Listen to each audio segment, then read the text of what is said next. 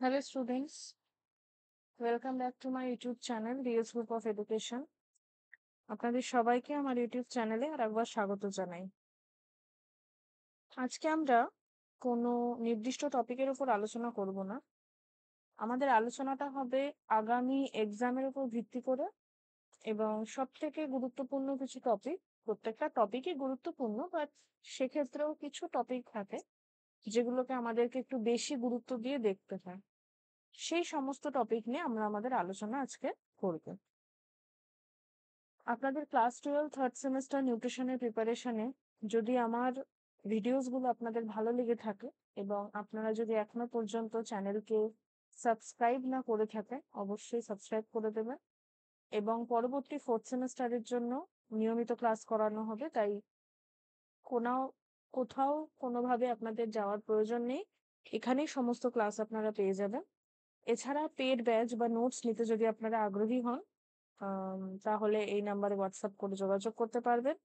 এবং এখানে টেলিগ্রামের কিউআর কোড দেওয়া রয়েছে, যেটা শুধুমাত্র ক্লাস 11 এবং 12 এর জন্য। আপনারা কিন্তু সেই কিউআর কোডটা স্ক্যান করে ইজিলি টেলিগ্রামে যুক্ত হতে পারেন, অথবা টেলিগ্রাম নাম হচ্ছে ডিএস গ্রুপ অফ এডুকেশন 11-12। ওকে, তো শুরু করা যাক। আজকে ফার্স্ট যে আমাদের ইউনিট রয়েছে, ইউনিট 1। যে ইউনিট 1-এর চ্যাপ্টার 1,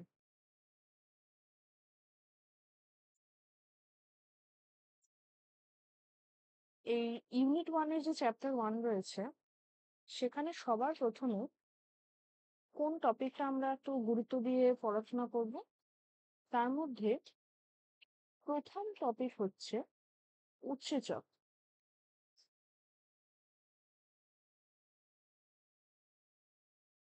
তার মধ্যে প্রথম টপিক হচ্ছে উৎসেচক। ঠিক আছে, 1 নম্বর যে বিষয়টা রয়েছে সেটা হচ্ছে উৎসেচক। এবার কথা হচ্ছে উৎসেচক কি। আমরা সবাই জানি উৎসেচক বলতে আমরা কি বুঝি, এটা কোথা থেকে বা এর কি কাজ থাকে।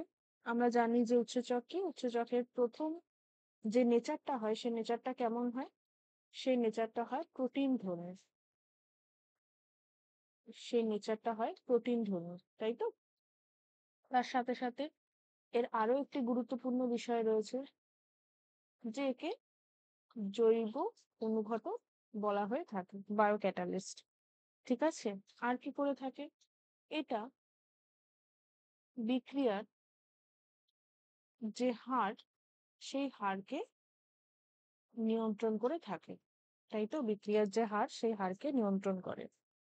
এবার এই উৎসেচকের আমরা যদি দেখে থাকি, তাহলে উৎসেচকের বিভিন্ন ধরনের টাইপস রয়েছে, তাই না? কি কি টাইপস? সাধারণত একটা হচ্ছে পরিপাককারী, আর একটা কি, আর একটা হচ্ছে বিপাকীয়। ঠিক আছে, একটা হচ্ছে পরিপাককারী, একটা হচ্ছে বিপাকীয়।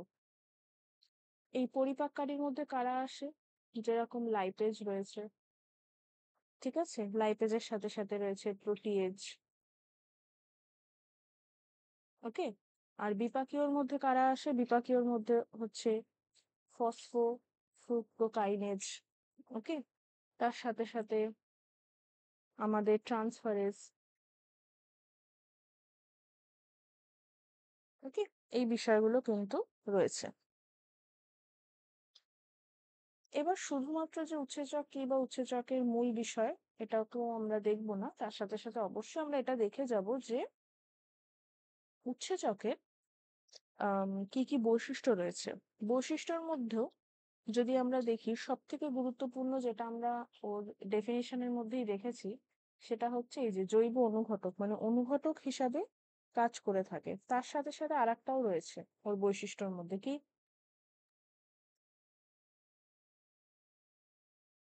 বৈশিষ্ট্যের মধ্যে আর কি রয়েছে? একটা তো অনুঘটকীয় যে ধর্ম, সেই বিষয়টা। তার সাথে সাথে আর একটা হচ্ছে যে স্পেসিফিসিটি বা সুনির্দিষ্টতা। তার মানে ও একটা নির্দিষ্ট সাবস্ট্রেটের উপরই কাজ করবে, ও কিন্তু অন্য কারোর সাথে ওর ক্রিয়া হবে না। আর কি আছে? অনুকূল তাপমাত্রা।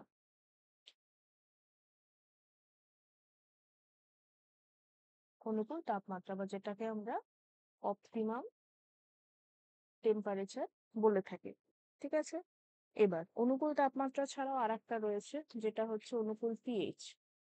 ঠিক আছে, যেটা হচ্ছে অনুকূল পিএইচ। ওকে, আর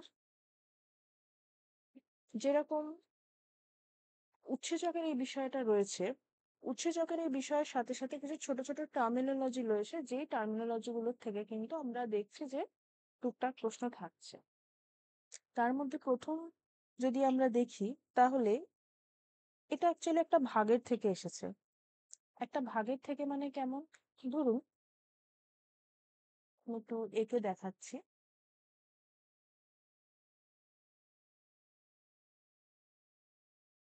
ঠিক আছে,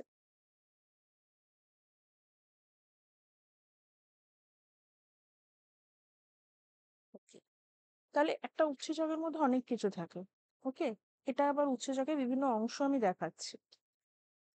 এই যে অংশটা, এটাকে আমরা কি বলবো, অ্যাপো এনজাইম। ঠিক আছে, অ্যাপো এনজাইম। ঠিক আছে, আচ্ছা, এটাকে আমরা কি বলবো, এটাকে বলবো সহ উৎসেচক। ঠিক আছে, সহ উৎসেচক বা কোএনজাইম। কোএনজাইম বললে আমরা বেশি ভালো করে বুঝতে পারবো, কোএনজাইম।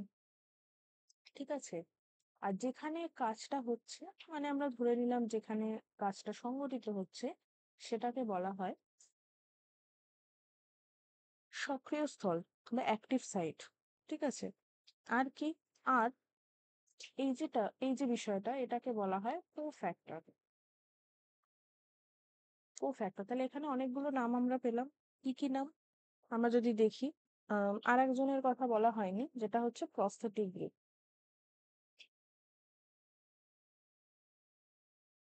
প্রস্থেটিক গ্রুপ, এই প্রস্থেটিক গ্রুপটা কি জিনিস, এটা কার সাথে যুক্ত থাকে, এটা অ্যাপো এনজাইমের সাথে যুক্ত থাকে। ঠিক আছে, প্রস্থেটিক গ্রুপ যেটা রয়েছে সেটা অ্যাপো এনজাইমের সাথে যুক্ত থাকে। আচ্ছা, এই যে কোফ্যাক্টরের কথা আমরা কোথায় দেখলাম, এইখানে। এই যে কোফ্যাক্টর,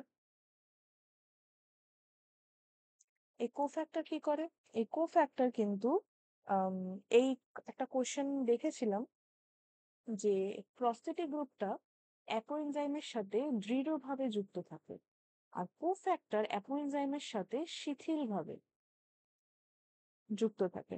ঠিক আছে, তারপর যদি আমরা দেখি, আরো কিছু এনজাইমের প্রকৃতি আমরা পাই, যার মধ্যে রয়েছে হলো এনজাইম। ঠিক আছে, যার মধ্যে কি রয়েছে, হলো এনজাইম।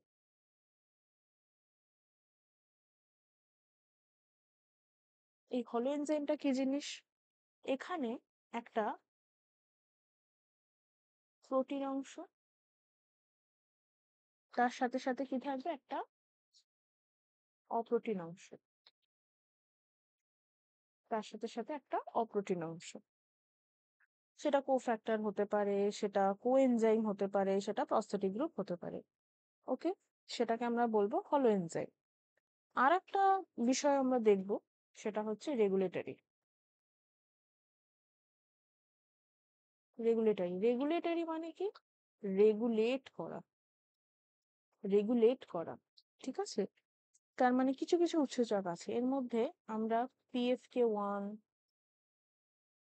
PFK2, এই যে উৎসেচকগুলো রয়েছে, এরা কিছু নির্দিষ্ট বিক্রিয়ার, মানে যেরকম গ্লাইকোলাইসিস, গ্লাইকোলাইসিস বিক্রিয়ার যে পুরো প্রসেসটা রয়েছে, সে পুরো প্রসেসটাকে কিন্তু নিয়ন্ত্রণ করে থাকে। ওকে, আচ্ছা, তো চ্যাপ্টার মানে ইউনিট 1 চ্যাপ্টার 1 এর ক্ষেত্রে এইগুলো আমার কাছে মনে হয়েছে একটু গুরুত্বপূর্ণ ভাবে আমাদের দেখা উচিত। নেক্সট, নেক্সট হচ্ছে আমাদের চ্যাপ্টার 2, ইউনিট 7।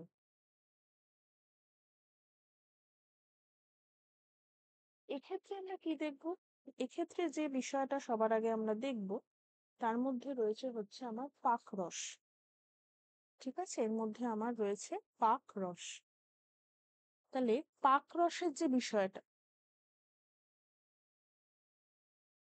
পাক রসের যে বিষয়টা, সেই পাক রস কি মূলত, ইংলিশ নামটাও অনেক সময় আমরা দেখে থাকি, যেটাকে গ্যাস্ট্রিক জুসও কিন্তু বলা হয়ে থাকে, যেটাকে গ্যাস্ট্রিক জুসও কিন্তু আমরা বলে থাকি। এই পাকরস আমরা জানি দু ধরনের জিনিস দিয়ে গঠিত। একটা কি, একটা হচ্ছে জল, একদম জলের পার্সেন্টেজ যদি আমরা দেখি প্রায় 99.45%। আর আরেকটা পোর্শন হচ্ছে সলিড, বা আমরা যেটাকে বলে থাকি কঠিন। ঠিক আছে, কঠিন তাহলে কত হচ্ছে? কঠিন হচ্ছে 0.55%। এই কঠিনের মধ্যে আবার কিছুটা হচ্ছে জৈব, কিছুটা হচ্ছে অজৈব। ঠিক আছে, এইভাবে ভাগটা হয়েছে। ওকে, যেরকম জৈব কতটা রয়েছে 0.40%, আর অজৈব কতটা রয়েছে 0.15%। তো এইভাবে পাকরসের বিভিন্ন উপাদানগুলো রয়েছে। পাকরসের যে মূল কাজ, সেই মূল কাজটা কি? পাকরস কি? পাকরস যদি আমরা বলি তাহলে এটা কোথা থেকে ক্ষরিত হয়? পাক গ্রন্থি থেকে ক্ষরিত হয়। ঠিক আছে, পাক গ্রন্থি থেকে ক্ষরিত হয়। তোমাদের মানে ক্লাসটা করার সময় একটাই প্রবলেম হবে, আমার হ্যান্ডরাইটিং, তো ওটা একটু বুঝে নেবে। কারণ আমি চেষ্টা করেছি একটু আস্তে লেখা যাতে একটু বোধগম্য হয়, বাট স্টিল যদি প্রবলেম হয় আমাকে বলবে, আমি ওটা ক্ল্যারিফাই করার চেষ্টা করবো। তো পাক গ্রন্থি থেকেই পাকরস মিশ্রিত হয়, এবং বিভিন্ন বিষয় থাকে যেরকম মিউসিন, এইচসিএল ইত্যাদি জিনিসগুলো। তো পাকরসের কি ভূমিকা রয়েছে পরিপাকে? প্রথমত কার্বোহাইড্রেট পরিপাকে,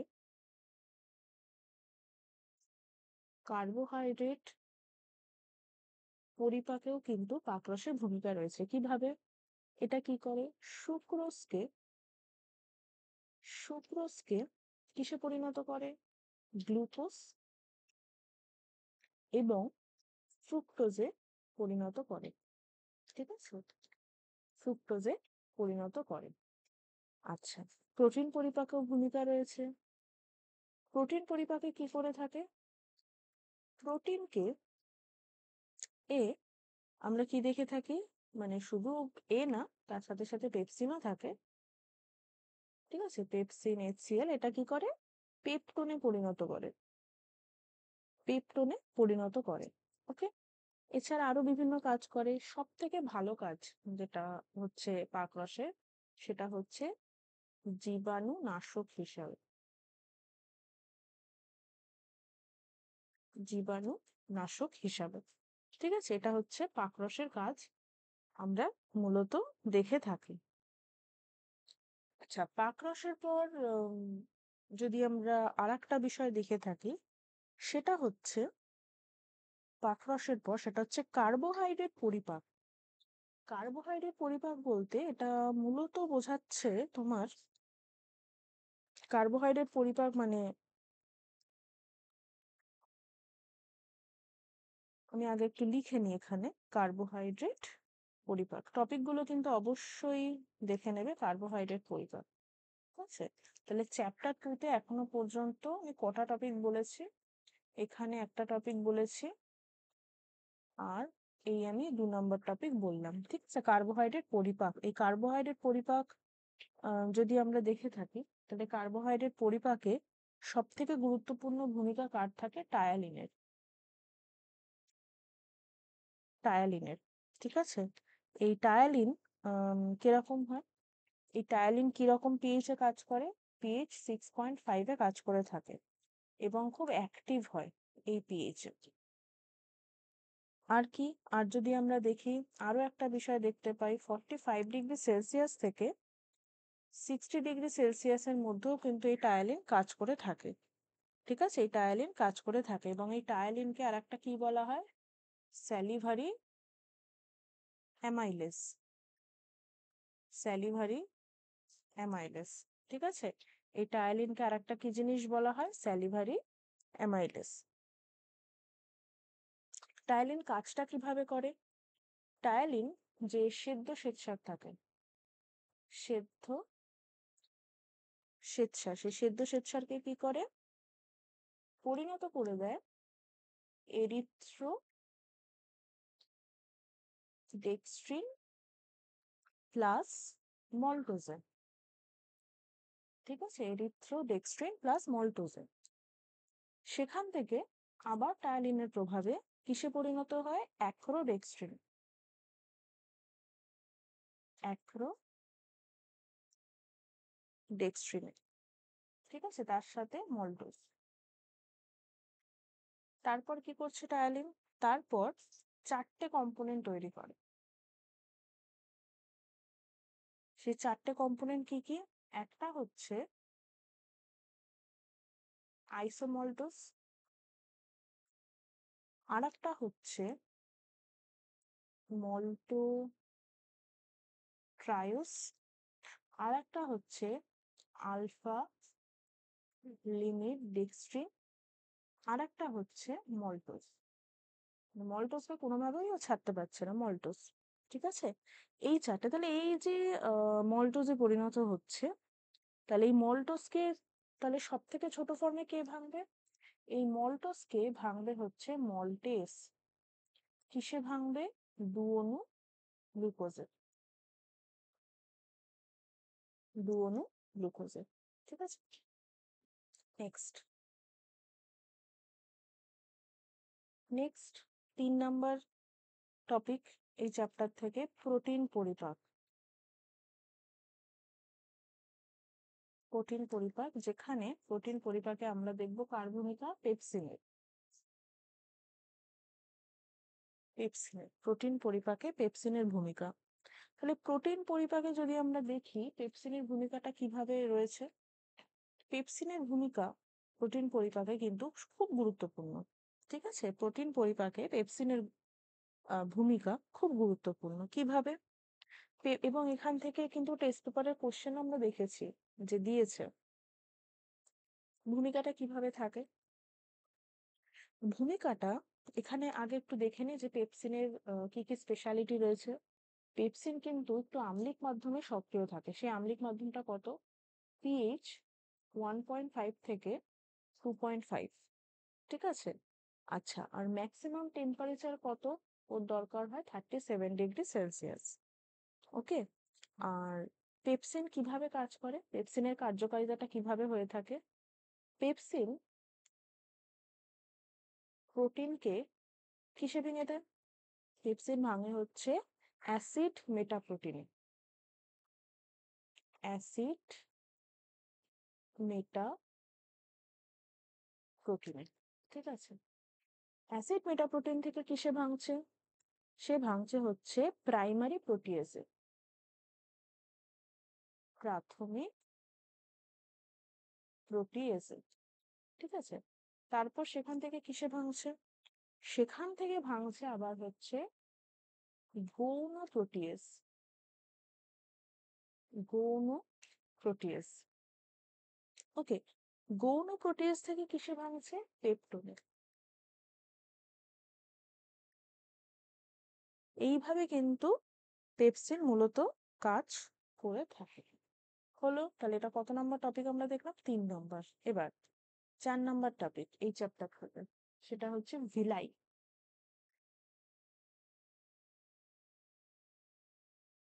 ভিলাই, তাহলে ভিলাই কিভাবে কাজ করছে?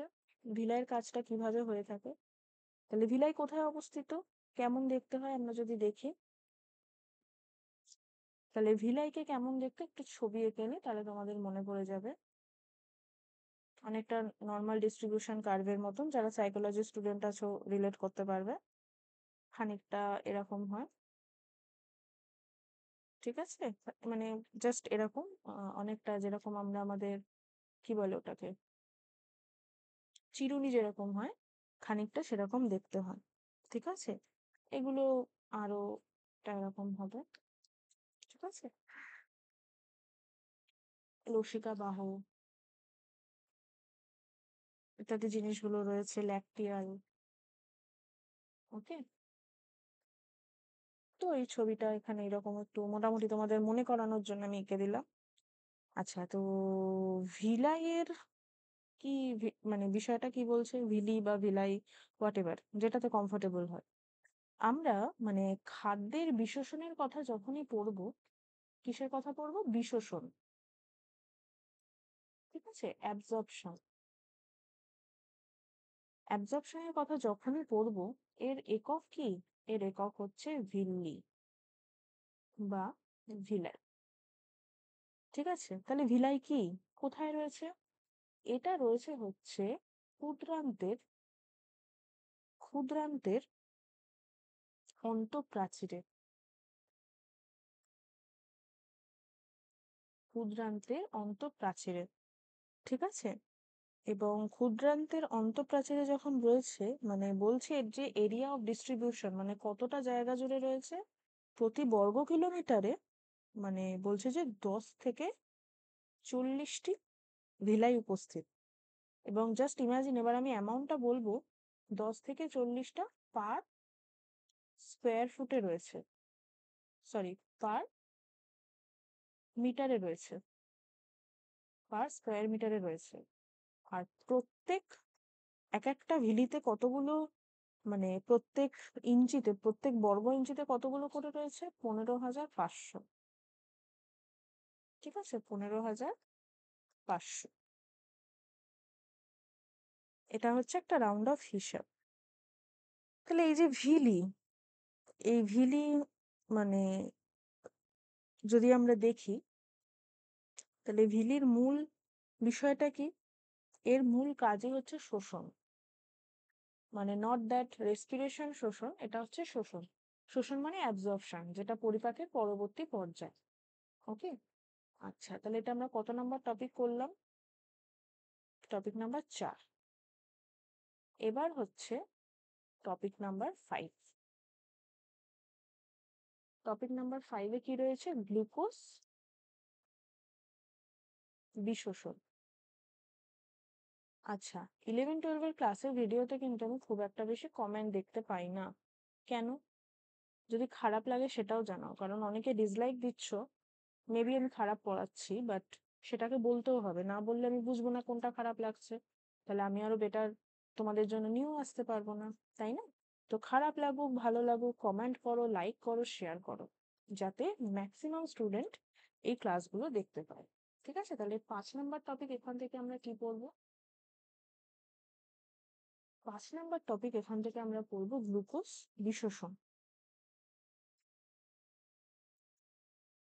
এই যে গ্লুকোজের বিশোষণ, এই বিশোষণ প্রক্রিয়াটা অনেকভাবে হয়ে থাকে। প্রথম কিভাবে হয়ে থাকে? সহ পরিবহন পদ্ধতিতে, বা যেটাকে আমরা বলে থাকি হচ্ছে কো ট্রান্সপোর্ট। ঠিক আছে, কো ট্রান্সপোর্ট হিসাবে এখানে কে কে সাহায্য করে থাকে আমাকে? এসজিএলটি।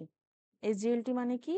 SGLT1, এটা মানে হচ্ছে সোডিয়াম, আর এটা মানে কি? Glucose transporter. ঠিক আছে, সোডিয়াম গ্লুকোজ ট্রান্সপোর্টার। ওকে, এবার বিষয়টা হচ্ছে একটা, মানে এই SGLT1টা কি? এটা হচ্ছে বাহক প্রোটিন। ঠিক আছে, এ কি করে থাকে? গ্লুকোজের সংবহনে সাহায্য করে, গ্লুকোজের সংবহনে সাহায্য করে। এটা এখানে আমরা দেখতে পাচ্ছি যে সম্পূর্ণ সোডিয়ামের উপর নির্ভরশীল, এই কারণেই কিন্তু এটাকে সহ পরিবহন বলছে। আর এক ধরনের পরিবহন হয়, সেই পরিবহনটা মানে সোডিয়ামকে ছাড়া, সোডিয়ামকে ছাড়া। এই পরিবহনটা কিভাবে হয়ে থাকে? এই পরিবহনের ক্ষেত্রে মূলত সহায়ক ব্যাপন পদ্ধতিতে, ব্যাপন পদ্ধতিতে এই পরিবহনটা কিন্তু হয়ে থাকে। ঠিক আছে, এই পরিবহনটা কিন্তু হয়ে থাকে। আচ্ছা, এবার আমরা চলে যাব হচ্ছে আমাদের ইউনিট 2। টপিক গুলো দেখতে থাকবে, সরি, ইউনিট 2। Unit 2 chapter 1।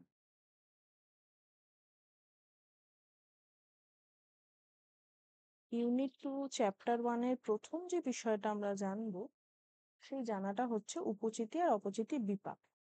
এই উপচিতি বিপাক, এই বিপাকটাকে আমরা কি বলি? এই বিপাকটাকে আমরা কি বলে থাকি? এরা কি করে? সরল আর ক্ষুদ্র, ঠিক আছে, মানে ছোট ছোট যে কোনো যৌগকে এরা কিসে পরিণত করে? জটিল। মানে সিম্পল জিনিস থেকে জিনিসটাকে কমপ্লিকেটেড করে দেয়। এটা হচ্ছে উপচিতি বিপাকের কাজ। এটাকে ইংলিশ নামটাও মানে মনে রাখবো। সেটাকে কি বলা হয়? সেটাকে বলা হয় অ্যানাবলিজম। আর একটা নামেও ডাকা হয় কনস্ট্রাকটিভ মেটাবলিজম।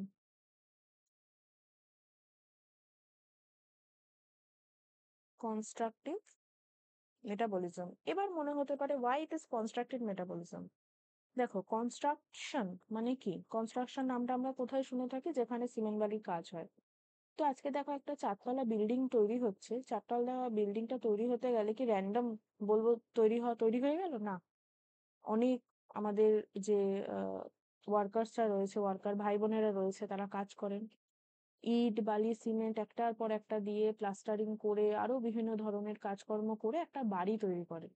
তো উপচিতি বিপাকটাও তাই, ছোট ছোট জিনিসগুলোকে দিয়ে একটা বড় আকারের কিছু তৈরি করা হচ্ছে। দ্যাটস ওয়াই এটাকে কি বলা হয়? Constructive metabolism. এবার উপচিতি বিপাকের ক্ষেত্রে আমরা যদি দেখি উপচিতি বিপাকের উদাহরণ কি? উপচিতি বিপাকের উদাহরণ আমরা গ্লাইকোজেনেসিসকে নিতে পারি, ঠিক আছে, যেটা আমরা পরবর্তীতে দেখব। গ্লাইকোজেনেসিস,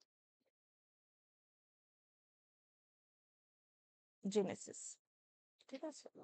আচ্ছা, উপচিতি বিপাকের সাথে আর একটা জিনিস আমরা করব, অপচিতি বিপাক। এটাকে কি নামে ডাকা হয়? ক্যাটাবলিজম। এটাকে কি নামে ডাকা হয়? ক্যাটাবলিজম। এই যে ক্যাটাবলিজম, এটা হচ্ছে ডিস্ট্রাকটিভ মেটাবলিজম। এটাকে আর একটা কি নামে ডাকা হয়? Destructive metabolism. তার মানে ভাঙছে।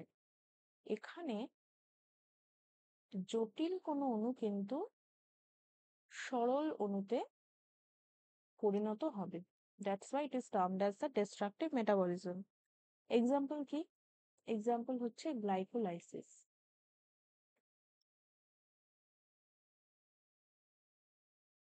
ঠিক আছে, এক্সাম্পল হচ্ছে গ্লাইকোলাইসিস। আচ্ছা, উপচিতি অপচিতি বিপাকের পরের যে 2 নম্বর টপিক এই চ্যাপ্টার থেকে আমরা একটু মনে রাখবো, ভালো করে দেখবো, সেটা হচ্ছে কোরি সাইকেল। সেটা হচ্ছে কোরি সাইকেল। ইট সাউন্ড লাইক কারণ নাম বলছি আমি। কোরি সাইকেল, এই কোরি সাইকেলটা কি? দুজন ভদ্রলোক মিলে এই কোরি সাইকেলটা আবিষ্কার করেছিলেন। দুজনেরই সারনেম কোরি ছিল। সে দুজনের নাম কি? একজনের নাম হচ্ছে কার্ল ফার্ডিনান্ড কোরি। আর একজনের নাম কি? আর একজনের নাম হচ্ছে গ্যাটি কোরি, ঠিক আছে। এই দুজন মিলে এই যে কোরি সাইকেল পাথওয়েটা, এই পাথওয়েটা ডিসকভার করেছিলেন। কিন্তু এই পাথওয়েতে অ্যাকচুয়ালি কি হয়? এই পাথওয়েতে অ্যাকচুয়ালি কি হয়ে থাকে? দেখো, নর্মালি গ্লুকোজের মাত্রা কত থাকা উচিত রক্তে? মানে রক্তে গ্লুকোজের যে মাত্রা, সেই গ্লুকোজের মাত্রা কত থাকা উচিত? 70 থেকে 110 মিলিগ্রাম পার ডিএল, তাই তো? এবার হচ্ছে এই যে রেঞ্জটা, এই রেঞ্জটাকে বজায় রাখার জন্য যকৃৎ এবং পেশিতে যে গ্লাইকোজেন সঞ্চিত থাকে, কোথায় কোথায়? যকৃৎ আর পেশিতে কি সঞ্চিত থাকে? গ্লাইকোজেন, ঠিক আছে। যকৃৎ এবং পেশিতে যে গ্লাইকোজেন সঞ্চিত থাকে, সে গ্লাইকোজেন কি করে? সেই গ্লাইকোজেন কিসে কিসে ভাঙে? একটা হচ্ছে গ্লুকোজে, আর একটা হচ্ছে আমার কিসে ভাঙে? ল্যাকটিক অ্যাসিডে। ল্যাকটিক অ্যাসিডে, ঠিক আছে, এই দুটো জিনিসে ভেঙে যায়। এবার এই যে ল্যাকটিক অ্যাসিডটা, এই ল্যাকটিক অ্যাসিডটা কি করছে? পেশিতে যখন হচ্ছে, পেশি থেকে কি হচ্ছে? পেশিতে পেশি থেকে রক্তে এটা কি রূপে প্রবেশ করে? ল্যাকটেট রূপে। ঠিক আছে, ল্যাকটেট রূপে প্রবেশ করে। আর যকৃতে কি করে? যকৃতে ল্যাকটেট হিসাবে আসার পর এটা কি করে? আবার গ্লুকোজে পরিণত হয়। ঠিক আছে, আবার গ্লুকোজে পরিণত হয়। আর এই যে গ্লুকোজে যকৃতে পরিণত হলো, গ্লুকোজে পরিণত হওয়ার পর আবার যকৃৎ এবং পেশিতে গ্লাইকোজেন রূপে সঞ্চিত হয়। ঠিক আছে, মানে যেটা তৈরি হচ্ছে সেটাই খরচা হচ্ছে, আবার সেটা পুনরায় সেই জায়গায় এসে জমা হচ্ছে, মানে পুনরায় গ্লুকোজ আকারে রক্তে মিশছে। তো রক্তের গ্লুকোজ ল্যাকটেট রূপে পেশি থেকে আবার যখন যকৃতে পৌঁছায় এবং যকৃৎ থেকে যখন রক্তে গ্লুকোজ রূপে বাহিত হয়, আচ্ছা আমি একটু লিখে দিচ্ছি তাহলে বুঝতে সুবিধা হবে। রক্তের গ্লুকোজ, ঠিক আছে, রক্তের গ্লুকোজ ল্যাকটেট রূপে ল্যাকটেট রূপে কি করছে? পেশি থেকে যকৃতে যায়। ঠিক আছে, আবার যকৃৎ থেকে গ্লুকোজ রূপে কি করছে? যকৃৎ থেকে গ্লুকোজ রূপে ও আবার কিন্তু কোথায় পৌঁছচ্ছে? পেশিতে পৌঁছচ্ছে। ঠিক আছে, এই যে চক্রাকার আবর্তন, দেখো এখানে একটা চক্রাকার আবর্তন আমরা দেখতে পাচ্ছি। যকৃৎ থেকে গ্লুকোজ রূপে আসছে, আবার গ্লুকোজটা পেশিতে গিয়ে সঞ্চিত হয়েছে। এই যে চক্রাকার আবর্তন, এই চক্রাকার আবর্তনকে কি বলা হয়? এই চক্রাকার আবর্তনকে বলা হয় কোরি সাইকেল। ওকে, কোরি সাইকেলের পর একটা গুরুত্বপূর্ণ টপিক রয়েছে। সেই টপিকটার নাম কি? সেই টপিকটার নাম হচ্ছে আমার 2 নম্বর টপিক পরিচক্র হলো। 3 নম্বর হচ্ছে গ্লাইকোলাইসিস।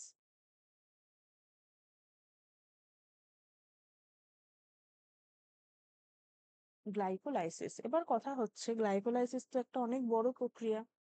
অত বড় প্রক্রিয়া আমরা কি সম্পূর্ণটা মনে রাখবো? দেখো তোমরা হচ্ছে বাচ্চা বাচ্চা স্টুডেন্ট এখন, তোমরা যদি বড় স্টুডেন্ট হতো আমি একদম বলতাম যে পুরো প্রক্রিয়াটা মনে রাখো। কিন্তু তোমাদের এজ স্পেসিফিক, তোমাদের সাবজেক্ট স্পেসিফিক, আর তোমাদের যে টাইপ অফ কোয়েশ্চেন আসবে সেই অনুযায়ী যদি দেখি, তাহলে গ্লাইকোলাইসিসের ক্ষেত্রে তুমি এইটা মাথায় রাখবে যে গ্লুকোজ থেকে এটা স্টার্ট হচ্ছে। ঠিক আছে, 6 অণু কার্বন যুক্ত গ্লুকোজ থেকে স্টার্ট হচ্ছে। কোথা থেকে স্টার্ট হচ্ছে? গ্লুকোজ থেকে। গ্লুকোজ থেকে স্টার্ট হচ্ছে। আর এখানে মোটামুটি 2 ধরনের ফেজ আমরা দেখতে পাই। যেখানে একটা জায়গায় শক্তি গ্রহণ করছে, যে শক্তিটাকে পরে খরচা করা হবে, এবং মাঝখানেও আর একটা স্টেজ হয় যেটাকে বলা হয় স্প্লিটিং, মানে ভাগ হয়ে যায়। ঠিক আছে, তো গ্লাইকোলাইসিস প্রক্রিয়াতে কার থেকে গ্লাইকোলাইসিস প্রক্রিয়াটা শুরু হয়ে থাকে? গ্লাইকোলাইসিস প্রক্রিয়াটা শুরু হয়ে থাকে হচ্ছে আমার গ্লুকোজ থেকে, এবং এর সর্বশেষ যে প্রোডাক্টটা রয়েছে সেই প্রোডাক্টটার নাম কি? এর সর্বশেষ প্রোডাক্টটার নাম হচ্ছে পাইরুভেট। সর্বশেষ প্রোডাক্টের নাম হচ্ছে পাইরুভেট। ঠিক আছে, সর্বশেষ প্রোডাক্টের নাম হচ্ছে পাইরুভেট। এবার আমরা দেখলাম গ্লাইকোলাইসিস গ্লুকোজ থেকে শুরু হচ্ছে এবং পাইরুভেটে ওর শেষ হচ্ছে। তাহলে গ্লাইকোলাইসিস প্রক্রিয়াতে আমরা দেখলাম 2 ধরনের ফেজ থাকছে। একটার ক্ষেত্রে আমি শক্তিগুলোকে বিনিয়োগ করছি, মানে ইনভেস্ট করছি, আর একটার ক্ষেত্রে আমার এনার্জি প্রডিউস হচ্ছে। এই 2 ধরনের ফেজ আমরা দেখতে পাই। তাহলে গ্লাইকোলাইসিস প্রক্রিয়ার শেষে আমি কি পাচ্ছি? আমার কাছে শেষে কি থাকছে? তাহলে দেখো, 1 অণু গ্লুকোজ থেকে 2 অণু পাইরুভিক অ্যাসিড উৎপন্ন হয়। ঠিক আছে, 1 অণু গ্লুকোজ থেকে 2 অণু পাইরুভিক অ্যাসিড তৈরি হয়। এবার এই যে গ্লাইকোলাইসিস প্রক্রিয়া, এখানে কটা এটিপি তৈরি হয়? 4টে। 4টে এটিপি কিন্তু তৈরি হয়। আবার যার মধ্যে 2টো এটিপি ডিউরিং দ্য রিয়াকশন ও কিন্তু চলে যায়। ঠিক আছে, 2টো এটিপি কি হয়? বিক্রিয়া যখন চলছে তখন কাজে লাগে। ঠিক আছে, ইনভেস্ট করতে হয়। ইনভেস্ট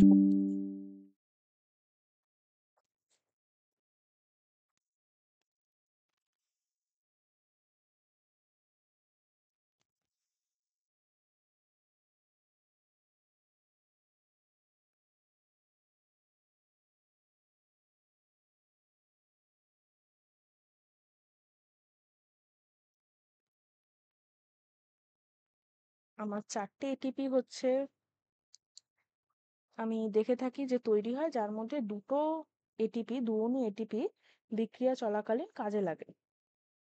ঠিক আছে, বিক্রিয়া চলাকালীন কাজে লাগে। তাহলে মানে ডাইরেক্টলি যদি আমি বলি, তাহলে আমি কটা এটিপি পেলাম? ডাইরেক্টলি আমি 2 অণু এটিপি পেলাম। ঠিক আছে, এবার এই যে গ্লাইকোলাইসিস প্রক্রিয়া, এখানে আরো একটা জিনিস তৈরি হয়, সেটা কি? NADH plus H plus.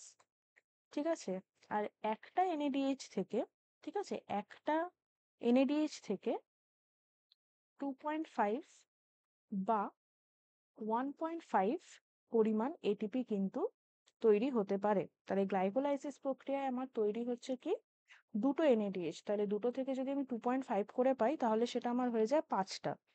আবার যদি আমি 1.5 করে দেখি, তাহলে সেখানে হয়ে যায় 3। যদি আমি 2.5 ধরি, 5টা হবে। যদি আমি 1.5 ধরি, তাহলে 3টে হবে। ঠিক আছে, আমি মিনিমামটাই ধরলাম। যাই হোক, আমি এইরকম দুভাবে তৈরি হয়। তাহলে গ্লাইকোলাইসিস প্রক্রিয়ার শেষে মোট কতগুলো এটিপি তৈরি হয়, এটা হচ্ছে মূল বিষয়। তাহলে 4টি এটিপি প্রত্যক্ষভাবে প্রত্যক্ষভাবে তৈরি হচ্ছে। ঠিক আছে, এবং তার থেকে আবার 2টো এটিপি মাইনাস হচ্ছে, কারণ ডিউরিং দ্য রিয়াকশন ওটা খরচা হচ্ছে। আর 2 অণু NADH থেকে, NADH প্লাস থেকে কি তৈরি হচ্ছে? আমরা যদি দেখি, আইদার 5টা অথবা 3টে এটিপি কিন্তু তৈরি হতে পারে। তাহলে গ্লাইকোলাইসিস প্রক্রিয়ায় যদি আমি 5টা ধরি, তাহলে আমার 7টা এটিপি আমি পাচ্ছি। আর যদি আমি 3টে ধরি, তাহলে আমি 5টা এটিপি পাচ্ছি। হলো, এই হচ্ছে আমার গ্লাইকোলাইসিস প্রক্রিয়ার বিষয়টা। আচ্ছা আচ্ছা, গ্লাইকোলাইসিস প্রক্রিয়া কোথায় ঘটে থাকে? গ্লাইকোলাইসিস প্রক্রিয়া সাইটোপ্লাজমে হয়ে থাকে। ঠিক আছে, সাইটোপ্লাজমে সংগঠিত হয়ে থাকে। আচ্ছা, গ্লাইকোলাইসিসটা যেরকম দেখবো আমরা, 4 নম্বর টপিক আমরা এখান থেকে আমাদের কি গুরুত্বপূর্ণ? 4 নম্বর টপিক হচ্ছে আমাদের গ্লাইকোজেনেসিস। গ্লাইকোজেনেসিস,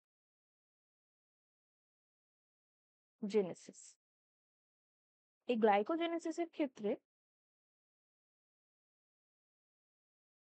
গ্লাইকোজেনেসিসের ক্ষেত্রে কি হয়? গ্লাইকোজেনেসিসের ক্ষেত্রে কি হয়? গ্লাইকোজেনেসিস যদি আমরা বলি, তাহলে এটা কি? এক ধরনের ক্যাটাবলিজম। ঠিক আছে, এক ধরনের ক্যাটাবলিজম। তাহলে তার মানে হচ্ছে আমাদের অপচিতি বিপাক। এই গ্লাইকোজেনেসিসে কি হচ্ছে? এক্ষেত্রে মেনলি আমরা যদি দেখি, তাহলে গ্লাইকোজেনেসিস, জেনেসিস মানে কি? তৈরি হওয়া।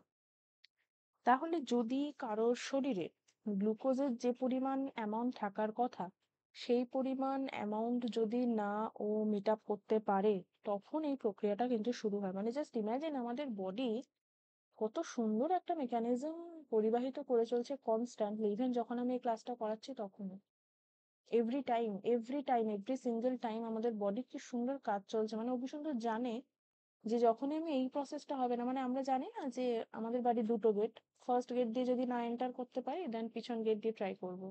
তো লাইক আমাদের বডিও সেই রকম, মানে কনস্ট্যান্টলি কিন্তু নিজস্ব মেকানিজমকে পরিবাহিত করে চলছে। তাহলে গ্লাইকোজেনেসিস প্রক্রিয়াটা কি? গ্লাইকোজেনেসিস প্রক্রিয়াটাতে যে গ্লাইকোজেন রয়েছে, সেই গ্লাইকোজেন কিন্তু কি হচ্ছে? ভেঙে যাচ্ছে, এবং সেটা ভেঙে কি তৈরি করছে? পাইরুভেট বা ল্যাকটেট কিন্তু তৈরি করছে। ঠিক আছে, গ্লাইকোজেনেসিসের পরে আর একটা আমার বিষয় আমি পড়বো, সেটা হচ্ছে গ্লুকোনিওজেনেসিস। 5 নম্বর হচ্ছে গ্লুকোনিওজেনেসিস।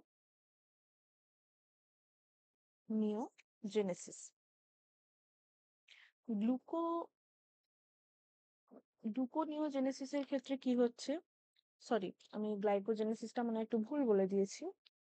গ্লাইকোজেনেসিসের ক্ষেত্রে কি হয়? গ্লাইকোজেনেসিসের ক্ষেত্রে এটা হচ্ছে এক ধরনের উপচিতি বিপাক। ঠিক আছে, আমি এটা আরেকবার বলে দিচ্ছি।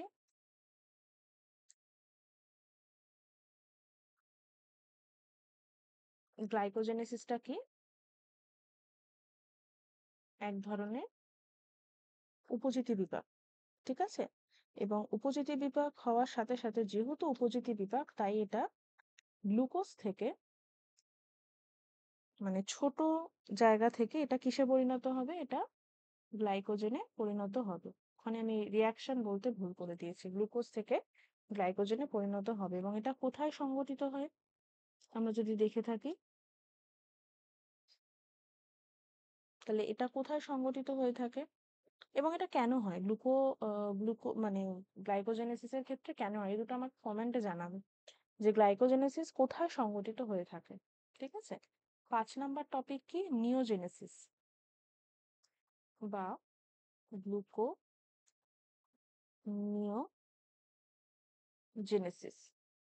গ্লুকোনিওজেনেসিসটা কি জিনিস? গ্লুকোনিওজেনেসিসটা কখন হয়? গ্লুকোনিওজেনেসিস হচ্ছে গ্লুকোজ ব্যতীত, ঠিক আছে? মানে যদি তুমি কার্বোহাইড্রেট জাতীয় মানে ফুড আইটেম গুলো কম ইনটেক করে থাকো, ঠিক আছে? যে কারণ ধরো কথার কথা আমার যদি ডায়াবেটিস ডিটেক্ট হয়ে থাকে, তাহলে আমি কার্বোহাইড্রেট সমৃদ্ধ খাবার কম খাবো।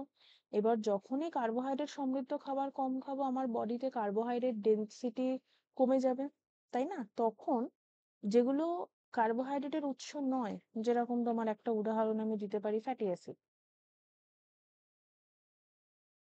ঠিক আছে? ফ্যাটি অ্যাসিড, এই যে ফ্যাটি অ্যাসিড বা ধরো তোমার ল্যাকটিক অ্যাসিড বা অ্যামাইনো অ্যাসিড কিছু রয়েছে, গ্লুকোজেনিক অ্যামাইনো অ্যাসিড, সেগুলোর থেকে কি করবে? সেগুলোর থেকে পদ্ধতিতে কিছু পদ্ধতি আছে, যকৃৎ বলো, কোথায় কোথায় যকৃৎ বলো, বা তোমার হচ্ছে বৃক্ক বলো, এই সমস্ত জায়গাতে কি তৈরি হবে? গ্লুকোজ তৈরি হবে। সেটাকে আমরা কি বলছি? সেটাকে আমরা বলছি যে গ্লুকোনিওজেনেসিস। ওকে, সেটাকে কি আমরা বলছি? গ্লুকোনিওজেনেসিস। নেক্সট নেক্সট যে টপিকটা আমাদের রয়েছে 6 নম্বরে, একটু গুরুত্ব দিয়ে তোমরা দেখবে, সেটা হচ্ছে অর্নিথিন চক্র।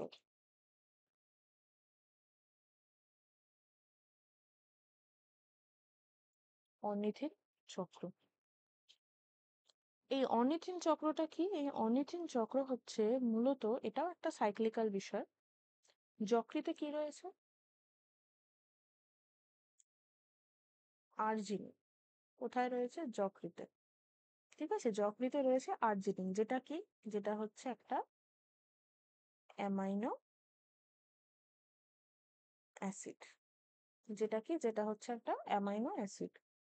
এবং এই অ্যামাইনো অ্যাসিড কার প্রভাবে? আর্জিনেজ। আর্জিনেজ উৎসেচকের প্রভাবে কি করে? আর্জিনেজ উৎসেচকের প্রভাবে বিশ্লিষ্ট হয়ে যায়, মানে ভেঙে যায়। ভেঙে যাওয়ার পর কিসে পরিণত হয়? ভেঙে যাওয়ার পর অর্নিথিন এবং ইউরিয়া তৈরি করে। অর্নিথিন এবং ইউরিয়া তৈরি করে। আর এই যে অর্নিথিন, এই অর্নিথিন কি করে? এক অণু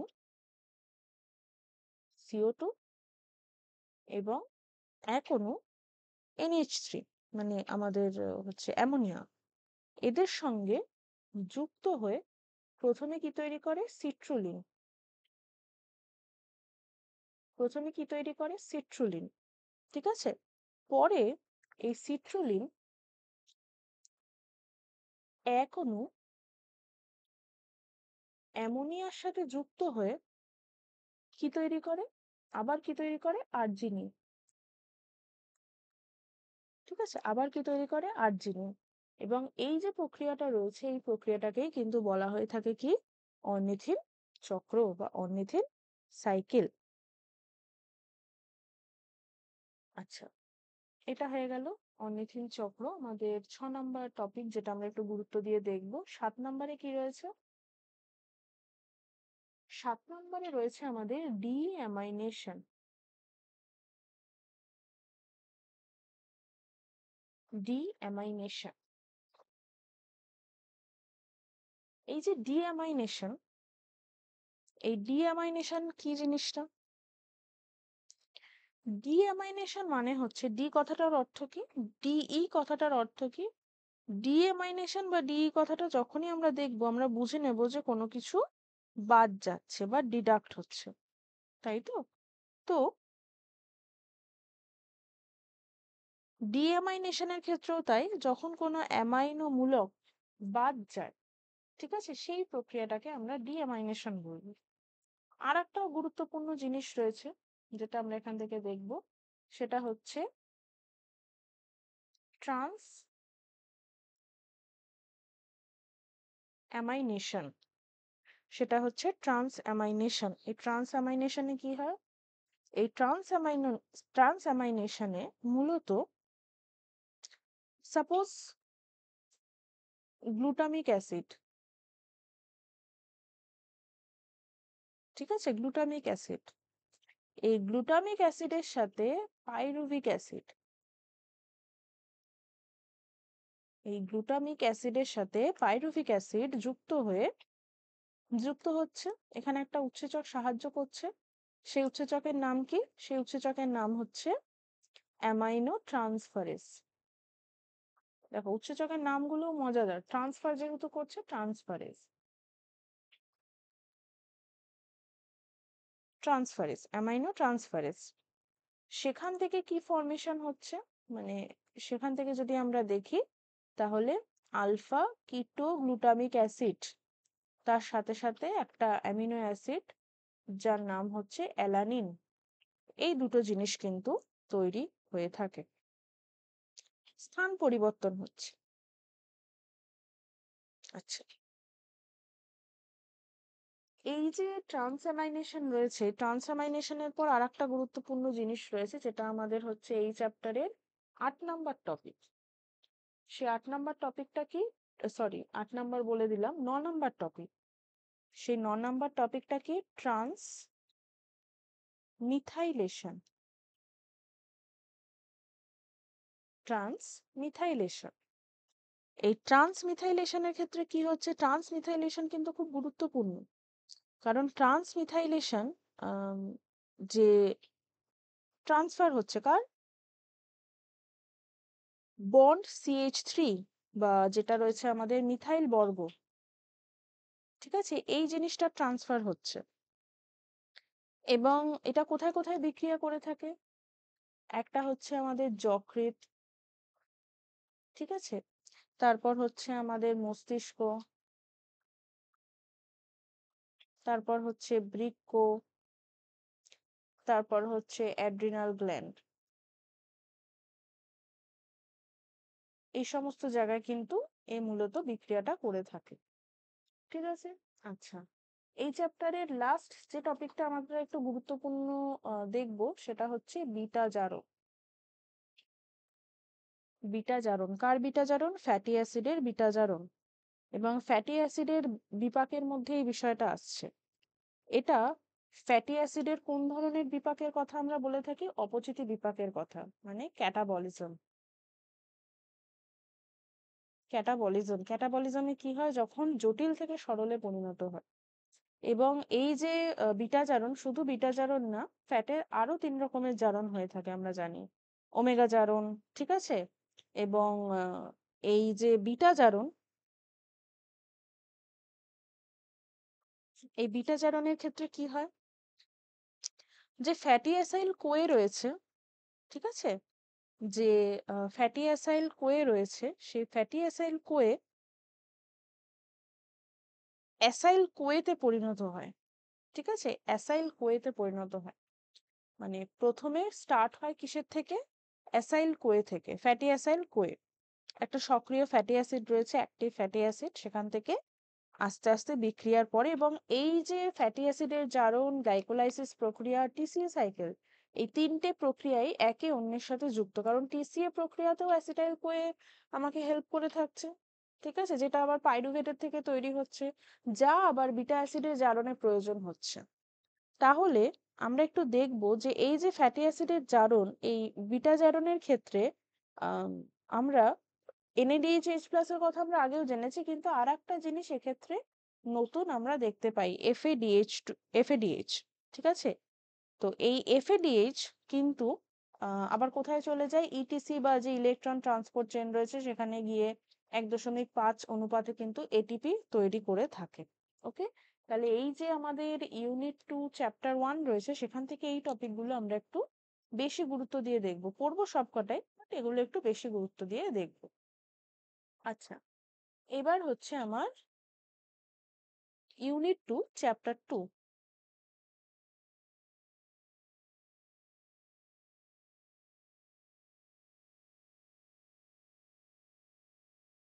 ইউনিট 2 চ্যাপ্টার 2 এর ক্ষেত্রে আমার কি রয়েছে? এখানে রয়েছে শক্তির কথা। ঠিক আছে, এখানে রয়েছে শক্তির কথা। এই শক্তির কথার মধ্যে অবশ্যই যে কনভার্সনটা রয়েছে, কনভার্সন বলতে কোনটা বোঝাচ্ছে? কনভার্সন বলতে বোঝাচ্ছে যেরকম 1 কিলো ক্যালোরি থেকে আমি কতটা পরিমাণ কিলোজুল পাবো, বা আমি 1 মেগাজুল থেকে কতটা পরিমাণ আমার কিলো ক্যালোরি পাবো। ঠিক আছে, তার সাথে সাথে আবার যদি দেখি 1 কিলো জুল থেকে কতটা পরিমাণ আমি কিলো ক্যালোরি পাবো। এই যে কনভার্সনগুলো, এই কনভার্সনগুলো একটু মাথায় রাখবো। ঠিক আছে, তারপর হচ্ছে আমার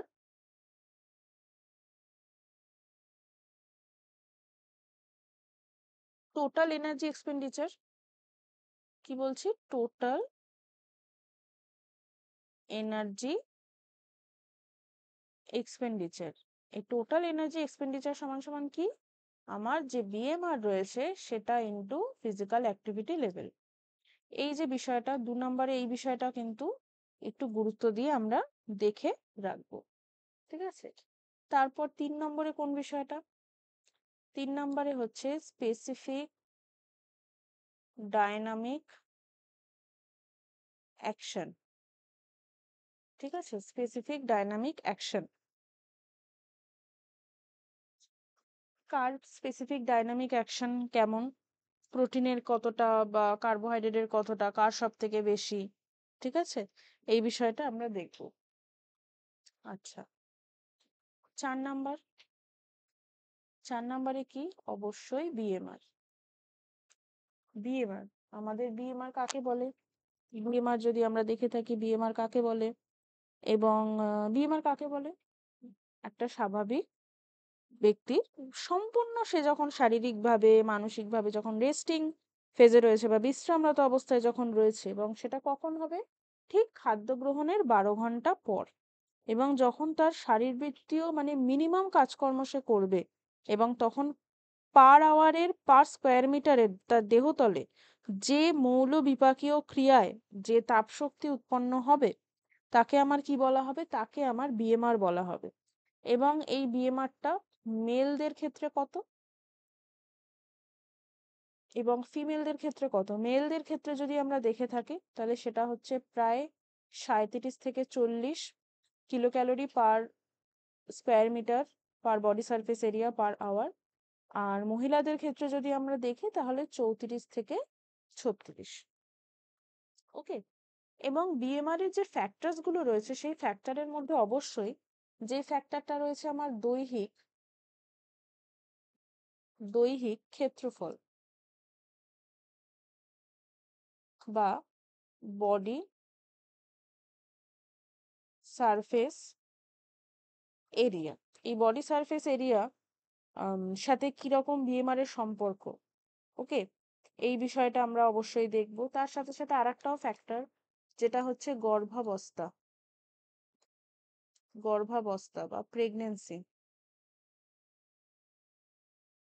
এখানেও আমরা একটু দেখব যে প্রেগনেন্সির সময় কত পার্সেন্টেজ, মানে যেরকম আমরা জানি যে 3 ভাগ থাকে, first trimester, second trimester, third trimester. First ট্রাইমেস্টারে কত পার্সেন্টেজ? 5%। সেকেন্ডে কত পার্সেন্টেজ? 10%। থার্ডে কত পার্সেন্টেজ? 25%-এর মতন কিন্তু বিএমআর বৃদ্ধি পায়। ওকে, এছাড়াও আর একটা বিষয় যেটা আমরা এখান থেকে দেখব, সেটা হচ্ছে সেক্রেশন অফ হরমোন।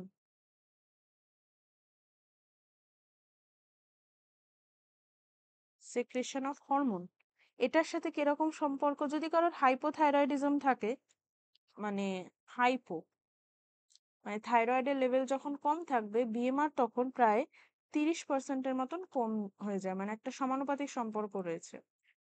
আর যদি হাইপার থাইরয়েডিজম হয় এবং হাইপার থাইরয়েডিজমের ক্ষেত্রে মানে যখন বেশি ক্ষরিত হবে, ঠিক আছে, থাইরক্সিন হরমোন, তখন মৌলবিপাকীয় হারও কিন্তু 10% বৃদ্ধি পায়। ঠিক আছে, এই একটা সম্পর্ক কিন্তু বিএমআর এবং হরমোন ক্ষরণের সাথে রয়েছে। তারপর হচ্ছে আমার টোটাল এনার্জি এক্সপেন্ডিচার। তারপর কি রয়েছে আমার টোটাল এনার্জি এক্সপেন্ডিচার।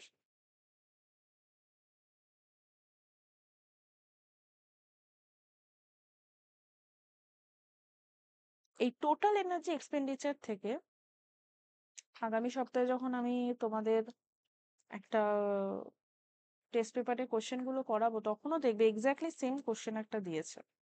মানে এটা হচ্ছে আমাদের topic number 5, total energy expenditure, এবং কোশ্চেনটা যেরকম রয়েছে কিরকম থাকবে কোশ্চেনটা আমি যদি একটু বলে দিই।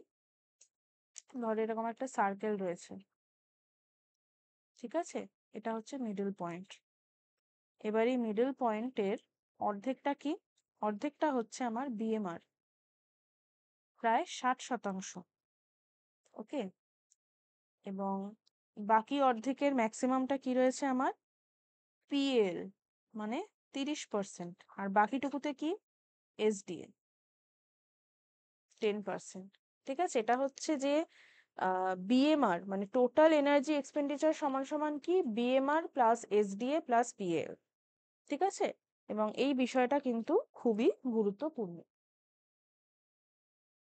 6 নম্বর টপিক কি আমাদের সবার প্রিয় সবার আদরের, সেটা হচ্ছে আরডিএম, রেকমেন্ডেড ডায়েটারি অ্যালাউন্সেস। কার কার আরডিএম আমরা এখানে পড়বো? অবশ্যই পুরুষ মহিলা থেকে শুরু করে গর্ভবতী, স্তনদাত্রী, তার সাথে সাথে বর্ধিত শিশু, বিদ্যালয়গামী শিশু, এদের প্রত্যেকের যে এনার্জি রিকোয়ারমেন্ট থাকে, সেই এনার্জি রিকোয়ারমেন্টটা অবশ্যই কিন্তু আমরা দেখব। ঠিক আছে, সেই এনার্জি রিকোয়ারমেন্টটাও কিন্তু আমরা অবশ্যই দেখব, স্পেশালি অ্যাডাল্ট মেল আর ফিমেলদের। ওকে, এটা হয়ে গেল আমাদের এই জায়গাটা। নেক্সট নেক্সট কি? নেক্সট আমাদের যে বিষয়টা রয়েছে সেই বিষয়টার নাম কি? সেই বিষয়টার নাম হচ্ছে আমার chapter 1 unit 3। Chapter 1 unit 3। Unit 3 এর চ্যাপ্টার 1 এর যে প্রথম নাম্বার 1 বিষয় আমরা কি দেখব? নাম্বার 1 বিষয় যেটা আমরা দেখব সেটা হচ্ছে যে বিভিন্ন তাপমাত্রায় বিভিন্ন রকমের অণুজীব গ্রো করে থাকে। ঠিক আছে, সেটা আমরা জানি। যেরকম প্রথম যদি আমরা দেখি তাহলে এক ধরনের হয় যাদেরকে আমরা বলি থার্মোফিলিক। থার্মোফিলিক, এই থার্মোফিলিক মানে কারা? থার্মোফিলিক মানে হচ্ছে যারা প্রায় 65 ডিগ্রি সেলসিয়াস তাপমাত্রাতেও বৃদ্ধি লাভ করতে পারে। ঠিক আছে, এদের মধ্যে যেরকম ল্যাকটিক অ্যাসিড রয়েছে, ক্লস্ট্রিডিয়াম রয়েছে, স্টিয়ারো থার্মোফিলাস রয়েছে, এরা। আচ্ছা, আর থার্মোফিলাসের পরেই আর একটা গ্রুপ রয়েছে যেটা হচ্ছে মেসোফিলাস। ঠিক আছে, বা মেসোফিলিক। এই মেসোফিলিক বা মেসোফিলাস এদের ম্যাক্সিমাম টেম্পারেচার কত? আচ্ছা, আগেরটার মিনিমাম টেম্পারেচার হচ্ছে 40 ডিগ্রি। আচ্ছা, মেসোফিলিকের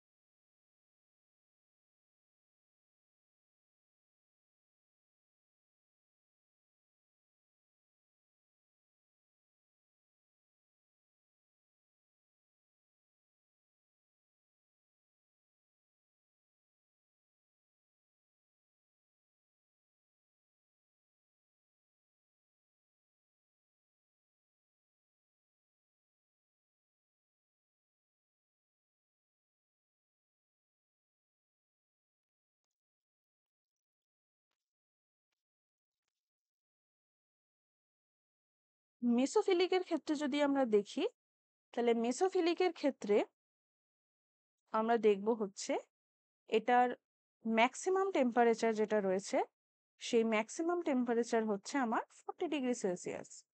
ওকে, আর মিনিমাম কত? মিনিমাম হচ্ছে আমার 20°C। মেসোফিলিক, থার্মোফিলিক এদের মতনই আর একটা গ্রুপ রয়েছে, সেটা হচ্ছে সাইক্রোফিলিক। ঠিক আছে, সেটা হচ্ছে আমার সাইক্রোফিলিক। এই সাইক্রোফিলিকের ক্ষেত্রে আমার ম্যাক্সিমাম টেম্পারেচার হচ্ছে, এটা হচ্ছে একটু খুব নিম্ন তাপমাত্রায় এরা বৃদ্ধি লাভ করে, তাও এদের ক্ষেত্রে যদি আমি ম্যাক্সিমাম টেম্পারেচার দেখি সেটা হচ্ছে 15°C। আর মিনিমাম হচ্ছে আমার -20°C। ঠিক আছে, তো এই 3 ধরনের তাপমাত্রার উপর ভিত্তি করে কিন্তু ক্লাসিফিকেশন হয়ে থাকে। আচ্ছা, 2 নাম্বার কি ইম্পর্টেন্ট টপিক রয়েছে? 2 নাম্বার ইম্পর্টেন্ট টপিকের ক্ষেত্রে যদি আমরা দেখি,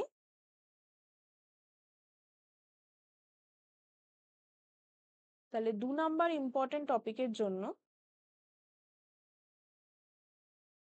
আমরা কি দেখব, যে কি ভাবে মানে কোন কোন বিষয় ফুড স্পয়েলেজ যেটা হয়, খাদ্যে পচন যেটা হয়, সেটা তো বিভিন্ন অণুজীবের জন্য হয়ে থাকে। কিছু কিছু খাদ্যদ্রব্য রয়েছে যেরকম দুধ, প্রথম যেটা রয়েছে সেটা হচ্ছে দুধ। এই দুধ বিভিন্ন ধরনের মাইক্রো অর্গানিজমের জন্য নষ্ট হতে পারে, এবং দুধ এমন একটা প্রোডাক্ট, যে প্রোডাক্টটা খুব ইজিলি ডেটোরিয়েট করে বা নষ্ট হয়ে যাওয়ার সম্ভাবনা থাকে। যেরকম যেরকম আমার সিউডোমোনাস রয়েছে, ব্যাসিলাস সেরাস রয়েছে ইত্যাদি। আচ্ছা, তারপর কি? দুধের পরে, দুধের পরে হচ্ছে আমার দুধের পরে যদি আমি দেখি, তাহলে দুধের পরে আমার রয়েছে মাংস এবং পোলট্রি।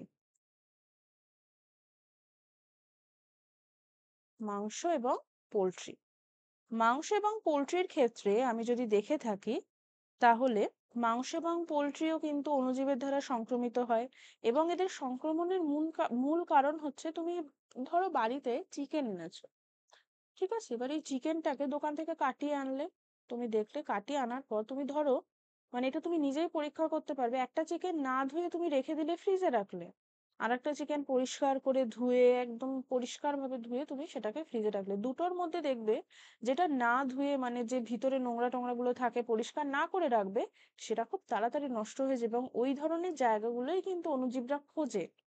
যেরকম ব্যাসিলাস, তারপর তোমার লিউকোনস্টক, এই ধরনের যে সমস্ত অণুজীবগুলো রয়েছে, তারা কিন্তু এই জায়গাগুলো খোঁজে এবং সংক্রমণ ঘটায়। ওকে, আচ্ছা, আর একটা হয় মাছ। মাছের ক্ষেত্রে কি? মাছের ক্ষেত্রেও কিন্তু বিভিন্ন ধরনের সমস্যা হতে পারে, যেরকম যদি মাছের যে আঁশ-টাশ ছাড়িয়ে পরিষ্কার করে ধুয়ে না রাখি, তাহলে কি হতে পারে? বাজে গন্ধ বেরোয়, গ্যাস তৈরি হয়, ঠিক আছে?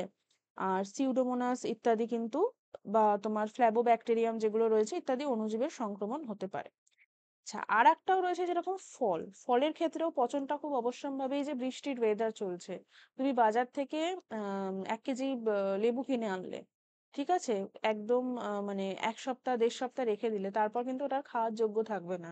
এক তো কেন, সবসময় মাথায় রাখবে, স্পেশালি এই চ্যাপ্টারের ক্ষেত্রে, এই চ্যাপ্টারের যে বিষয়গুলো রয়েছে সেটা হচ্ছে, জলের উপস্থিতি তুমি যেই ক্ষেত্রে দেখতে পাবে, সেই ক্ষেত্রেই কিন্তু অণুজীবের সংক্রমণটা আগে হবে। কারণ হিউমিডিটি বা ময়েশ্চার বা আর্দ্রতা আমরা যেটাকে বলে থাকি, সেই আর্দ্রতাতে নর্মালি তুমি তোমার বাড়ির আশেপাশেও দেখবে কত তাড়াতাড়ি শ্যাওলা হয়ে যাচ্ছে, কত তাড়াতাড়ি ফাঙ্গাল হয়ে যাচ্ছে, কেন? এই আর্দ্রতার জন্য।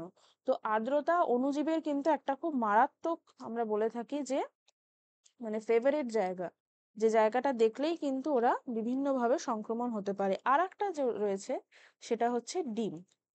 ডিমেও কিন্তু সিউডোমোনাস যে রয়েছে, সিউডোমোনাসের জন্য বিভিন্ন রঙের, মানে ডিফারেন্ট কালারের রড ফর্মেশন হয়। Black rod, green rod, colourless rod, এই rod, exactly the term is rod, এই রড ফর্মেশন হয়ে থাকে। ঠিক আছে, আচ্ছা, 3 নাম্বার কি ইম্পর্টেন্ট টপিক রয়েছে? 3 নাম্বার যদি আমরা দেখি, তাহলে 3 নাম্বার ইম্পর্টেন্ট টপিকের মধ্যে হচ্ছে আমার সালমোনেলা, আমি দেখবো সালমোনেলা পয়জনিং।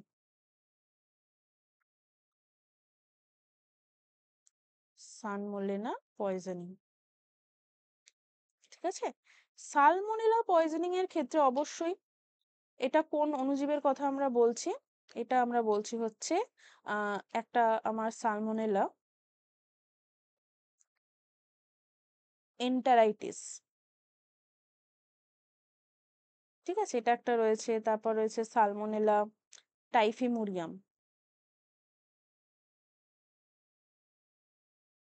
ওকে, তারপর রয়েছে সালমোনেলা ভিরসো। ঠিক আছে, এই বিষয়গুলো কিন্তু আমরা সালমোনেলার ক্ষেত্রে দেখতে পাই। আচ্ছা, সালমোনেলার যদি সংক্রমণ হয় তাহলে বিষয়টা কমপ্লিট হতে প্রায় 12 থেকে 24 ঘন্টার মতন সময় লাগে, মানে ইনকিউবেশন টাইম যেটা হয়। কি কি সমস্যা এক্ষেত্রে আমরা দেখতে পাবো? অবশ্যই নসিয়া, বমি বমি ভাব, তার সাথে সাথে বমি হওয়া, পেটের সমস্যা, পেট কামড়ানো, এই জিনিসগুলো কিন্তু দেখতে পাওয়া যায়। কিন্তু হ্যাঁ, প্রতিরোধ করাটাও খুব সহজ। সালমোনেলা পয়জনিং এর ক্ষেত্রে অবশ্যই মাথায় রাখতে হয় যে আহ সবসময় যে তাপমাত্রা রয়েছে সেই তাপমাত্রাটাকে খুব সুন্দরভাবে মেনটেন করতে হয়। ঠিক আছে, একটা নির্ধারিত তাপমাত্রায় কিন্তু আমরা এই কাজগুলো করব। পাস্তুরাইজেশন করব যে সমস্ত দুধ এবং দুগ্ধজাত দ্রব্য রয়েছে। ওকে, এই বিষয়গুলো যদি মেনে চলি তাহলে কিন্তু সালমোনেলার সংক্রমণ থেকে বাঁচা যায়। আর একটা অণুজীব সম্পর্কেও আমরা আইডিয়া রাখবো, সেটা হচ্ছে বটুলিজম। বটুলিজম কার জন্য হয়ে থাকে? ক্লস্ট্রিডিয়াম বটুলিনামের জন্য। এবং এই ক্লস্ট্রিডিয়াম বটুলিনাম এক ধরনের নিউরোটক্সিন। এক ধরনের নিউরোটক্সিন। ঠিক আছে, এই নিউরোটক্সিনের যে সংক্রমণ, এই নিউরোটক্সিনের সংক্রমণ কোথার থেকে হয়ে থাকে?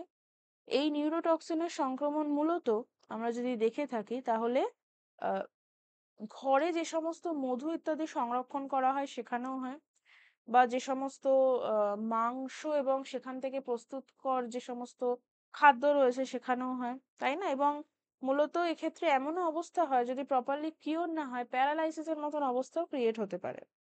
ওকে, ক্যান্ড আইটেম যেগুলো হয়, ক্যানিং পদ্ধতিতে যে সমস্ত খাদ্যদ্রব্যকে সংরক্ষণ করা হয়, সেই সমস্ত খাদ্যদ্রব্য ইত্যাদি ক্ষেত্রে কিন্তু আমরা দেখতে পাই। আচ্ছা, নেক্সট নেক্সট হচ্ছে আমার এই এই চ্যাপ্টারের ক্ষেত্রে এই কটা বিষয় একটু মানে গুরুত্ব দিয়ে আমরা দেখব। আচ্ছা, লাস্ট আমাদের যেটা রয়েছে ইউনিট 3 চ্যাপ্টার 3।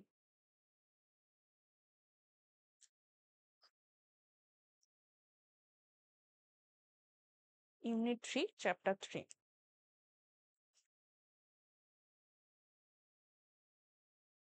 এক্ষেত্রে ফার্স্ট যে টপিকটা রয়েছে সেটা হচ্ছে এইচএসসিসিপি এফএসএসআই। ক্ষেত্রে তো আমাকে মানে র্যান্ডম মুখস্থ করতে হবে না, কিন্তু এইচএসসিসিপি এর ক্ষেত্রে অবশ্যই তার সম্পূর্ণ নাম hazard analysis critical control point. এইচএসসিসিপির যে 7টা প্রিন্সিপাল রয়েছে সেই 7টা প্রিন্সিপাল সম্পর্কে আইডিয়া রাখতে হবে। ঠিক আছে, এফএসএসআই কত সালে প্রতিষ্ঠা লাভ করেছিল, এফএসএস অ্যাক্ট কত সালে হয়েছে, কারণ দুটো ইয়ার আমরা কনজিকিউটিভলি দেখতে পাবো, একটা 2011, একটা 2006। এফএসএসআই এর আন্ডারে যে ফুড আইটেম গুলোর ওপর ওর ট্যাগলাইনটা দিয়ে থাকে সেগুলো কি কি, এই জিনিসগুলো মূলত আমাকে দেখতে হবে। ওকে, আচ্ছা, 2 নম্বরে কোন জিনিসটা দেখবো একটু ভালো করে? পাস্তুরাইজেশন। পাস্তুরাইজেশন পাস্তুরাইজেশনের ক্ষেত্রে 3 ধরনের যে টেম্পারেচার, এলএইচটি, ইউএইচটি, তার সাথে সাথে হচ্ছে আমার এইচটিএসটি, এদের ক্ষেত্রে আমার টেম্পারেচার কত, টেম্পারেচার কত, ঠিক আছে, সেটা এবং কত টাইম লাগছে সেটাও কিন্তু একটু দেখবো। আচ্ছা, 3 নম্বরে হচ্ছে আমার ব্ল্যাঞ্চিং। এই ব্লাঞ্চিং, ওই যে কতক্ষণ জলে রাখছি, জলে ফুটাচ্ছি, তারপর কতক্ষণ ঠান্ডা জায়গায় রাখবো সেগুলো, এবং কোন কোন খাদ্যদ্রব্যকে ব্লেঞ্চিং করা হয় সেগুলোও দেখবো। 4 নম্বর, 4 নম্বরে যদি আমরা দেখি তাহলে 4 নম্বরের ক্ষেত্রে স্টেরিলাইজেশন। স্টেরিলাইজেশনের ক্ষেত্রে তাপমাত্রা, তাপমাত্রা কত তাপমাত্রায় আমরা এটা দেখব। তার সাথে সাথে যদি আমরা দেখে থাকি যে সেই তাপমাত্রার বিষয়টা কি রয়েছে, কত তাপমাত্রায় কোন কোন জিনিসকে স্টেরিলাইজ করা হয়। আচ্ছা, স্মোকিং, স্মোকিং এর ক্ষেত্রে দু ধরনের স্মোকিং হয়, একটা হট স্মোকিং, একটা কোল্ড স্মোকিং। হট স্মোকিং এর ক্ষেত্রে যে টেম্পারেচার বা কোন কোন ফুড আইটেম, কোল্ড স্মোকিং এর ক্ষেত্রে টেম্পারেচার এবং কোন কোন ফুড আইটেম, সেগুলো আলোচনা করব। আচ্ছা, 6 নম্বরে, 6 নম্বরে হচ্ছে প্রিজারভেটিভ। অবশ্যই ক্লাস 1, ক্লাস 2 প্রিজারভেটিভ কারা, তাদের এক্সাম্পল গুলো দেখব। ঠিক আছে। 7 নম্বর, 7 নম্বরের ক্ষেত্রে আমরা দেখব PFA, prevention of food adulteration act কত সালে প্রতিষ্ঠা হয়েছিল, এবং এর আন্ডারে তো ও একা নেই, ও একটা আমব্রেলা টার্ম। আমব্রেলা টার্ম মানে ওর আন্ডারে আরো বিভিন্ন জিনিসগুলো রয়েছে, যেরকম vegetable oil control, meat products control act, এই এই জিনিসগুলোর পুরো কথা। ঠিক আছে, এগুলো এগুলো আলোচনা করব। তারপর হচ্ছে 8 নম্বর না, 7-এর মধ্যেই হচ্ছে আমার আগমার্ক। আগমার্কের ক্ষেত্রে অবশ্যই আগমার্কের পুরো কথা, ঘি এবং ভোজ্য তেলে আগমার্কের মানে যে লেভেলটা সেটা ইউজ করা হয় সেই বিষয়টা। তারপর হচ্ছে আমার আইএসআই, ঠিক আছে, এবং সেটা যে বিআইএস হয়েছে তার লোগোটাও দেখে রাখবো যদি ছবি দিয়ে কোশ্চেন দেয়। ঠিক আছে, এই বিষয়গুলো কিন্তু একটু দেখে রাখবো। এবং তার সাথে সাথে 8 নম্বর পয়েন্ট যেটা রয়েছে আমরা দেখবো অ্যাডাল্টারেশন। কোন কোন খাবারে কি কি ধরনের যে ভেজাল মেশানো হয়, সাপোজ সর্ষের তেলের মধ্যে কি দেওয়া হয়, বা গোলমরিচের মধ্যে কি দেওয়া হয়, বা চিনিতে কি দেওয়া হয়, বা চালের মধ্যে কি দেওয়া হয়। ঠিক আছে, এই যে অ্যাডাল্টারেশনের বিভিন্ন বিষয়গুলো রয়েছে সেই বিষয়গুলো কিন্তু আমরা অবশ্যই দেখে যাব। আশা করি এই যে প্রায় 2 ঘন্টা ধরে আমরা একটা আলোচনা করলাম, এই আলোচনাটা ফলপ্রসূ হবে এবং তোমরা থার্ড সেমিস্টারে খুব ভালো মার্কস নিয়ে আসবে, সেটাই আশা করি। বেশি তোমরা স্ট্রেস নেবে না, তোমাদের এক্সাম সত্যিই খুব ভালো হবে, কারণ তোমরা পড়াশোনা করেছো। এবং যারা এখনো পর্যন্ত পড়াশোনা করোনি, সবকিছু রেডি রয়েছে চ্যানেলে, দেখে নেবে প্রত্যেকটা ক্লাস ইন ডিটেল। কারণ আমি কোনো কিছু ইউটিউবে করাচ্ছি বলে কম করাই না, ওটা ইন ডিটেল রয়েছে। এবং সেই বিষয়ে কোশ্চেন আনসারও করানো হচ্ছে, সামনের সপ্তাহে টেস্ট পেপারও করানো হবে। বাকি যে 3টে পেপার রয়েছে, কারণ তোমাদের তো অত পেপার নেই টেস্ট পেপারে, তো সেগুলোও করানো হবে। এবং ফোর্থ সেমিস্টারে আমরা আরো ভালো করে আমাদের যে প্রিপারেশন সেটা কিন্তু করব। তো আজকের ক্লাস এই অবধি থাকলো। এই যা লেখালেখি রয়েছে এখানে, এটা আমি টেলিগ্রামে শেয়ার করে দিচ্ছি, আর একবার দেখে নাও টেলিগ্রাম চ্যানেলের নামটা। এবং এই কিওয়ার্ডটা চাইলে স্ক্যান করেও জয়েন হতে পারো, কোনো অসুবিধা নেই। বাকি যে কোনো আপডেটের জন্য চ্যানেলের সাথে থাকবে। এবং যারা, তোমাদেরকে গুড নিউজ দিয়ে দিই, যারা প্ল্যান করছো যে গ্র্যাজুয়েশনে নিউট্রিশন অনার্স নেবে বা নিউট্রিশন মাইনর নেবে, মানে মেজর অনার্স বা মাইনর জেনারেল হিসাবে নেবে, কোনো চিন্তাই করবে না, কারণ সম্পূর্ণ ফ্রিতে তোমাদের গ্র্যাজুয়েশনের ক্লাসগুলো কিন্তু আমি ইউটিউবে সবার প্রথম নিয়ে আসতে চলেছি। তাই বি রিল্যাক্স, কিপ কাম এবং খুব ভালো করে এক্সাম দাও। Thank you.